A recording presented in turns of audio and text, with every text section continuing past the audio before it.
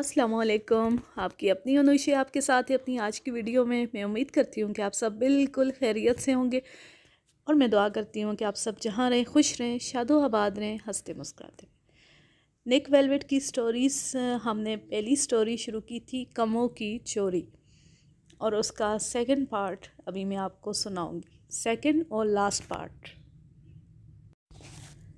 نک دوسری صبح بکنگم پیلس پہنچ گیا۔ وہ صبح قہر آلود تھی۔ وہ ملکہ اور گولا کے صدر سے ملاقات کے لیے 1 گھنٹہ قبل ہی پہنچ گیا۔ لندن کے معزز شہری اور پارلیمنٹ کے رکن محل پہنچنا شروع ہو گئے تھے۔ میری ہسکن مہمان خانے کے دروازے پر اس کا منتظر تھا۔ جیسے ہی نک وہاں پہنچا، ہسکن اسے لے کر مسلح محافظوں کے درمیان سے گزر کر ایک طویل و عریض احاطہ عبور کر کے محل کے اندر داخل ہوا۔ انتظار گاہ سے گزر کر وہ ایک لمبے چوڑے کمرے میں داخل ہوئے جس میں قدیم طرز کا فرنیچر رکھا ہوا تھا۔ نک نے کمرے پر طائرانہ نظر ڈالی۔ انہیں اس کمرے میں داخل ہوئے چند منٹ گزرے تھے کہ گولا کا سفیر اندر داخل ہوا۔ اس نے دونوں سے مصافحہ کیا۔ صدر محترم 15 منٹ میں یہاں آنے والے ہیں، سب ٹھیک ٹھاک ہے، گولا کے سفیر نے مینی خیز نظروں سے پنجرے کو دیکھتے ہوئے کہا جس پر سرخ ساٹن کا کپڑا ڈھکا ہوا تھا۔ ایسا معلوم ہوتا ہے مسٹر ویلویٹ جیسے آپ کا کام ختم ہو گیا، میری ہسکن نے کہا۔ ابھی اس کا جملہ مکمل ہی ہوا تھا کہ وہ لوگ کھڑکی کا شیشہ ٹوٹنے کی آواز سے بری طرح چونک گئے۔ نک نے مڑ کر دیکھا، جس کھڑکی کا شیشہ ٹوٹا تھا وہ کمرے کی آخری کھڑکی تھی۔ وہ باہر کی جانب احاطے میں کھلتی تھی۔ شیشہ ٹوٹنے کی وجہ ایک ٹرک تھا جس کا ڈرائیور اسے بیک کر رہا تھا اور ٹرک کا پچھلا حصہ کھڑکی سے ٹکرا گیا تھا۔ اچانک نک نے مسلح محافظوں کے دوڑنے کی آوازیں سنی۔ وہ فوراً کمرہ ٹوٹی ہوئی کھڑکی سے اندر داخل ہونے والے بے شمار سیاہ رنگ کے پرندوں سے بھر گیا۔ ان گنت سیاہ رنگ کے پرندے پورے کمرے میں بھر گئے۔ وہ چیختے چلاتے کمرے میں ادھر ادھر اڑ رہے تھے۔ چند لمحوں میں کمرے میں قابل دید افراتفری مچ گئی۔ نک پر جیسے سکتہ طاری ہو گیا تھا۔ تھوڑی دیر بعد جب کمرہ پرندوں سے خالی ہوا تو گولا کے سفیر کو اچانک ریون کا خیال آیا۔ اس نے پنجرے پر سے کپڑا ہٹایا، پنجرہ خالی تھا۔ اس ٹرک ڈرائیور کو فوراً ہی گرفتار کر لیا گیا۔ وہ ایک غیر ملکی ثابت ہوا جو صرف ٹوٹی پھوٹی انگریزی جانتا تھا۔ اس کی زبانی صرف اتنا ہی معلوم ہو سکا کہ پچھلی رات ایک داڑھی والے نے اسے اس کام پر مامور کیا تھا، وہ یہ ٹرک چلاتا ہوا بکنگم پیلس کے اندر لے جائے اور اس کمرے کی کھڑکی توڑ کر ٹرک کا پچھلا دروازہ کھول کر پرندوں کو آزاد کر دے۔ وہ داڑھی والا اس کے لیے قطعی اجنبی تھا اور چونکہ معاوضہ معقول تھا اس لیے وہ اس پر تیار ہو گیا تھا۔ اس اجنبی نے اسے اندر داخل ہونے کے لیے گولا کے سفارت خانے کا جعلی پاس دیا تھا جسے دکھا کر وہ محل کے احاطے میں داخل ہوا تھا۔ اسکاٹ لینڈ کے جاسوس نک ویلویٹ پر 1 گھنٹے تک جرا کرتے رہے۔ کئی مرتبہ نک کو ایسا محسوس ہوا کہ اسے اپنی باقی عمر کسی برطانوی جیل میں بسر کرنی پڑے گی۔ تھوڑی دیر میں اسکاٹ لینڈ والوں کو معلوم ہو گیا کہ لندن کی تمام دکانوں سے کسی نے سیاہ رنگ کے بیشتر پرندے خریدے تھے۔ کئی گھنٹے بعد میری ہسکن نے آ کر اسے آزادی کا مسودہ سنایا۔ مسٹر ویلویٹ، میری ہسکن نے سنجیدگی سے کہا، اسکاٹ لینڈ یارڈ کا خیال ہے کہ پرندوں کی چوری میں آپ کا ہاتھ ہے۔ آپ نے گڑبڑ سے فائدہ اٹھا کر پنجرے کا منہ کھول کر ان پرندوں کو اڑا دیا اور وہ ان بے شمار پرندوں کے ساتھ کمرے میں گھل مل گئے اور اس غیر ملکی کو اس کام پر تیار کرنے والے بھی آپ تھے۔ ان کے پاس آپ کا مکمل ریکارڈ موجود ہے۔ بڑی مشکلوں سے میں نے انہیں یقین دلایا کہ آپ کی خدمات دراصل میں نے حاصل کی تھی اور آپ کی خدمات پرندوں کو چرانے کے لیے نہیں بلکہ ان کی حفاظت کے لیے حاصل کی گئی تھی، جس میں بری طرح ناکام رہا اور مجھے سفارتی عہدے سے ہٹا دیا گیا ہے۔ گولا کے سفیر نے اداسی سے کہا، میرے ملک کے صدر میری اس نااہلی پر مجھ سے بہت ناراض ہے۔ چند روز بعد میں اپنے ملک واپس چلا جاؤں گا۔ میں اب بھی نہیں سمجھ سکا کہ آخر ان پرندوں کا پنجرہ کس نے کھولا، میری ہسکن نے کہا۔ شاید ان میں سے کسی نے جو کمرے میں پیدا ہونے والی افراتفری کے وقت آئے تھے، نک نے کہا۔ شاید، لیکن یہ کسی قدر آسانی سے ہوا ہے۔ بے شک ایسا ہی نظر آتا ہے، نک ویلویٹ نے کہا، لیکن میں آپ کو یقین دلاتا ہوں کہ اس کے لیے بہت ہوشیاری سے منصوبہ بندی کی گئی ہوگی۔ گولا کے سفیر نے غور سے نک ویلویٹ کو دیکھا۔ آپ تو اس یقین سے کہہ رہے ہیں جیسے آپ کو اس کی تمام تفصیلات کا علم ہو۔ چونکہ میرا کام بھی یہی ہے اس لیے میں اپنے ہم پیشہ کی ذہانت کو اچھی طرح سرا سکتا ہوں، نک نے کہا اور کھڑا ہو گیا۔ مسٹر ویلویٹ اب آپ کہاں جا رہے؟ میری ہسکن نے پوچھا۔ میں جلد ہی آپ سے ملوں گا مسٹر میری، نک نے جواب دیا اور باہر نکل گیا۔ شیلا مقررہ جگہ پر اس کا انتظار کر رہی تھی۔ وہ جگہ ریجنٹ پارک کا ایک سنسان گوشہ تھا۔ شیلا کو دیکھ کر نک نے ہاتھ ہلایا۔ اس کے دوسرے ہاتھ میں ایک بڑا سا پیکٹ تھا۔ تم بہت دیر سے آئے ہو ویلویٹ، میں تو مایوس ہو گئی تھی، شیلا نے شکایت کی۔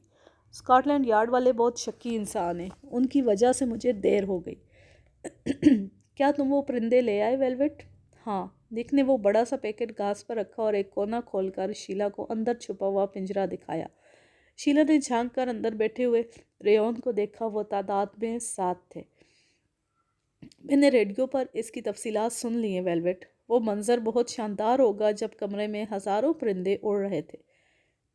بے شک وہ منظر دیکھنے سے تعلق رکھتا تھا، لیکن جب تم نے پنجرہ کھول کر ان پرندوں کو اڑا دیا تھا تو آخر تم نے انہیں دوبارہ کس طرح پکڑا؟ یہ میرا تجارتی راز ہے شیلا۔ تمہیں عام کھانے سے مطلب ہے، پیڑ گن کر کیا کرو گی؟ کیا تم رقم اپنے ساتھ لائی ہو؟ نہیں، تمہاری فیس مسٹر اسٹیونگر کے پاس ہے۔ تمہارا مطلب ہے کہ اب تم مجھے اسٹیونگر سے ملواؤ گی؟ نہیں، شیلا نے مسکرا کر جواب دیا۔ وہ ایک کار میں تمہارا انتظار کر رہے ہیں، میں یہ پرندے ان کو دے دوں گی اور ان سے رقم لے کر تمہیں دے دوں گی۔ آخر یہ اسٹیونگر کون ہے شیلا؟ شیلا نے پرندوں والا پیکٹ گھاس پر سے اٹھا لیا۔ اسٹیونگر ایک انقلابی ہے، وہ گولا کی موجودہ حکومت کا تختہ الٹنا چاہتا ہے۔ اس نے گولا میں ایک خفیہ انقلابی تنظیم قائم کی ہوئی ہے جو صرف اس کے اشارے کی منتظر ہے۔ اور تمہارا گولا کی اس انقلابی تنظیم سے کیا تعلق ہے شیلا؟ کچھ نہیں، صرف اتنا تعلق ہے کہ اسٹیونگر بھی میری طرح انقلابی ہے اور وہ میری طرح برطانوی حکومت کا مخالف ہے۔ یہی وجہ ہے کہ میں اس سے تعاون کر رہی ہوں۔ وہ دونوں ریجنٹ پارک سے نکل کر چیسٹر روڈ پر نکل آئے جہاں ایک سیاہ رنگ کی لمبی سی گاڑی کھڑی تھی۔ کیا وہ اسٹیونگر کی گاڑی ہے؟ ہاں، شیلا نے جواب دیا۔ اب تم اچھے بچوں کی طرح یہاں رک جاؤ ویلویٹ، میں پرندوں کا پنجرہ اس کے پاس لے جاؤں گی اور اس سے رقم لے کر تمہیں دے دوں گی۔ میں کس طرح یقین کروں کہ ایسا ہی ہوگا؟ نک نے اعتراض کیا۔ میں ہر وقت تمہاری نظروں کے سامنے رہوں گی اور میں گاڑی کے اندر بھی داخل نہیں ہوں گی۔ تمہیں میرا اعتبار نہیں ہے ویلویٹ؟ شیلا نے اسے شکایتی نظروں سے دیکھا۔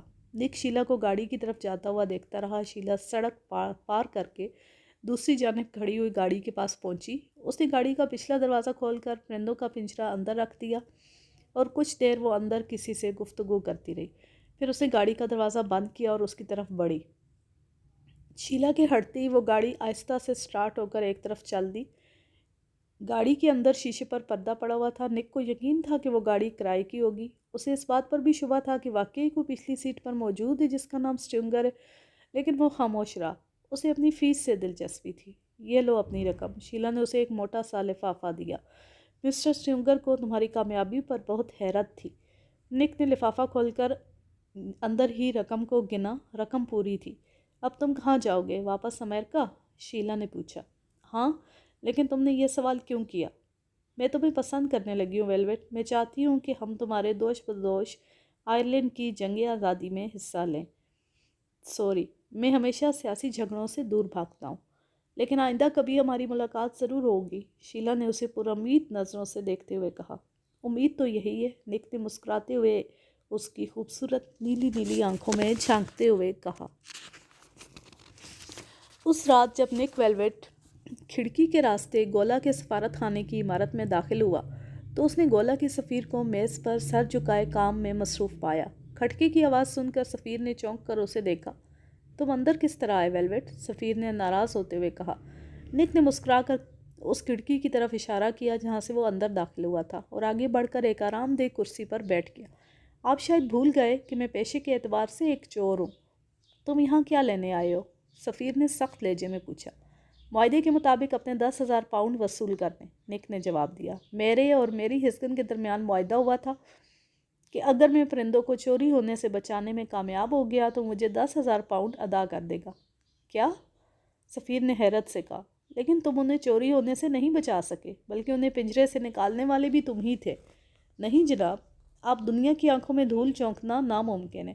آج صبح جب آپ وہ پنجرہ بکنگم پیلس میں ایک پردے میں ڈھانک کر لائے تھے، اس وقت وہ پنجرہ خالی تھا اس میں ریون موجود ہی نہیں تھے جو پنجرے کا دروازہ کھول کر اڑائے جاتے۔ ایک غیر ملکی کی مدد سے آپ نے کمرے میں بے شمار سیاہ پرندوں کو گھسانے کا جو ڈرامہ کھیلا تھا وہ بہت عمدہ تھا، لیکن میں اس ڈرامے سے بے وقوف نہیں بنا۔ تم کسی اچھے ڈاکٹر سے اپنا دماغی معائنہ کراؤ ویلوٹ، سفیر نے سرد لہجے میں اسے جواب دیا۔ کیا واقعی؟ آج صبح جب آپ وہ پنجرہ اپنے ساتھ لائے تھے تو اس وقت وہ سرخ رنگ کے کپڑے سے ڈھکا ہوا تھا۔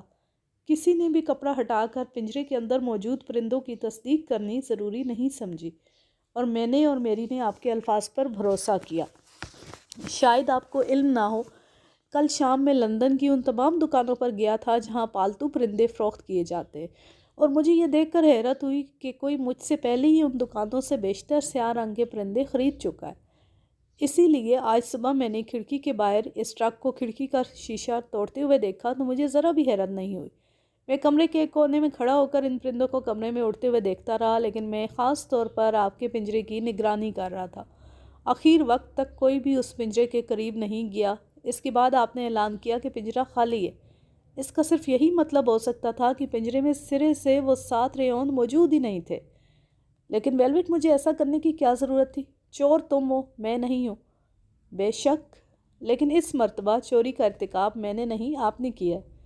کوئی بھی سنجیدگی سے اس پر یقین نہیں کر سکتا کہ ان پرندوں کو اس طرح چوری کرنے کا یہ منصوبہ میرا تھا، کیونکہ میں پہلے کبھی بکنگم پیلس میں نہیں گیا۔ مجھے اس کمرے کا بھی علم نہیں تھا جہاں یہ سارا ڈرامہ کھیلا گیا تھا۔ اس لیے میں کس طرح اس ٹرک ڈرائیور کو اس مخصوص کمرے میں کھڑکی توڑنے اور اندر پرندے چھوڑنے کا حکم دے سکتا تھا؟ اس لیے اس سے ثابت ہوتا ہے کہ اس غیر ملکی کو اس کام پر مامور کرنے والا ضرور کوئی ایسا آدمی تھا جو بکنگم پیلس سے اچھی طرح واقف تھا اور وہاں منعقد ہونے والی تقاریب کی تیاریوں سے بھی واقفیت رکھتا تھا۔ بے شک، میری ہسکن کو بھی یہ ساری معلومات حاصل تھی، لیکن جب مجھ پر اس بات کا انکشاف ہوا کہ پنجرہ سرے سے خالی تھا تو میں میری ہسکن پر شبہ نہیں کر سکتا تھا۔ وہ شخص صرف اور صرف آپ ہی ہو سکتے ہیں جناب۔ اچھا تو پھر کچھ نہیں۔ مجھے معاہدے کے مطابق اپنی رقم درکار ہے، 10,000 پاؤنڈ۔ یہ معاہدہ تمہارے اور میری کے درمیان ہوا تھا، سفیر نے اسے یاد دلایا۔ ہاں، لیکن میں اب اپنی فیس آپ سے وصول کروں گا۔ لیکن تمہیں تمہاری فیس مل چکی ہے۔ آج دوپہر کو تمہیں $20,000 اسٹیونگر کی طرف سے ملے ہیں، اور یہ فیس پرندوں کو چرانے کے سلسلے میں تمہیں ادا کی گئی ہے۔ خوب، نک نے غور سے سفیر کو دیکھا۔ تو آپ اسٹیونگر سے گفتگو کر چکے؟ مجھے حیرت ہے ویلوٹ، تم اب بھی نہیں سمجھے، سفیر نے کہا اور اپنا ہاتھ میز کے نیچے سے نکالا۔ اس کے ہاتھ میں نیلے رنگ کا فولادی ریوالور چمک رہا تھا جس کی نال کا رخ نک کے سینے کی طرف تھا۔ میں ہی اسٹیونگر ہوں، سفیر نے سرد لہجے میں کہا۔ خوب، نک کرسی کی پشت سے ٹیک لگا کر بیٹھ گیا۔ یہ بھی خوب مذاق رہے گا۔ ایک ہی آدمی مجھے 2 مختلف کاموں کے لیے معاوضہ ادا کرے گا۔ مسٹر ویلوٹ، تم مجھے پہلے ہی لوٹ چکے ہو۔ آج دوپہر کو جب شیلا نے مجھے وہ نقلی ریون لا کر دیے تو تم پر مجھے بہت غصہ آیا، کیونکہ مجھے معلوم تھا کہ وہ ریون اصلی نہیں ہے اور تم نے کسی دکان سے خریدے۔ لیکن میں کس طرح اس لڑکی شیلا کے سامنے اس بات کا اظہار کر سکتا تھا؟ اس لیے مجبوراً مجھے رقم ادا کرنی پڑی۔ لیکن اب تم اپنے منصوبے میں کامیاب نہیں ہو سکتے۔ مجھے اعتراف ہے کہ میں نے وہ پرندے ایک دکان سے خریدے تھے، اور اس کے لیے مجھے گرین وچ شہر جانا پڑا کیونکہ لندن کی تمام دکانیں تم پہلے ہی خالی کر چکے تھے، اور وہ تمام پرندے تم نے پچھلے کئی ہفتوں کے دوران خریدے تھے۔ اس سے یہ ثابت ہوتا ہے کہ تم اس ڈرامے کی تیاری بہت پہلے سے کر رہے تھے۔ تمہارا خیال درست ہے، سفیر نے اعتراف کیا اور نک کے دل کا نشانہ لیا۔ اس سے پہلے کہ آپ مجھے گولی ماریں مسٹر اسٹیونگر، آپ مجھے کم از کم یہ تو بتا دیں کہ آخر آپ کو یہ سارا ڈرامہ کھیلنے کی کیا ضرورت تھی؟ نک نے کہا۔ کیوں؟ اس کی 2 وجوہات تھیں۔ ایک وجہ تو ظاہر ہے، یعنی گولا کے صدر کو ملکہ کے سامنے شرمندہ کرنا، لیکن سب سے زیادہ اہم وجہ یہ تھی کہ میں اپنے ملک واپس جانا چاہتا تھا۔ اگر میں سفیر کے عہدے سے استعفیٰ دے دیتا تو ظاہر ہے کہ میں حکومت کی نظر میں آ جاتا، اور وہ میرے استعفے کی وجہ جاننے کی کوشش کرتے۔ وہ ضرور یہ معلوم کرنا چاہتے کہ آخر میں واپس ملک آنے کے لیے کیوں اتنا بے چین ہوں، اور ادھر گولا میں میری انقلابی تنظیم میری منتظر ہے۔ وہ میرے بغیر ایک قدم بھی آگے نہیں بڑھ سکتی، صرف میں ہی گولا میں انقلاب لا سکتا ہوں۔ لیکن ہوا کیا؟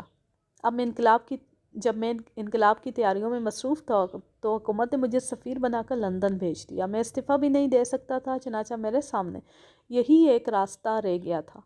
میرا منصوبہ کامیاب رہا۔ اب اگلے ہفتے یہاں نیا سفیر آ جائے گا اور میں اپنے ملک میں بیٹھا انقلاب کی قیادت کر رہا ہوں گا۔ اب تم سمجھے مسٹر ویلوٹ؟ ویلوٹ نے اس بات میں سر ہلایا۔ اس کی نظر ریوالور کے ٹرائگر پر جمی ہوئی تھی۔ اس نے محسوس کیا کہ ٹریگر پر سفیر کی انگلی کا دباؤ بڑھ گیا۔ اچانک نک کی نظر اس کھڑکی پر پڑی جہاں سے وہ داخل ہوا تھا۔ وہ ایک زوردار آواز سے کھلی اور کمرے میں سیاہ رنگ کے پرندے اڑنے لگے۔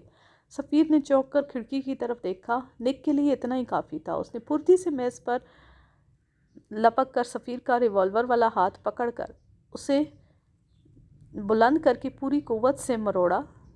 ریوالور سفیر کی گرفت سے نکل کر قالین پر گر گیا۔ کھڑکی سے شیلا اندر داخل ہوئی۔ وہ اپنے نئے لباس میں بہت خوبصورت نظر آ رہی تھی۔ نک نے اسے پرشوق نظروں سے دیکھا۔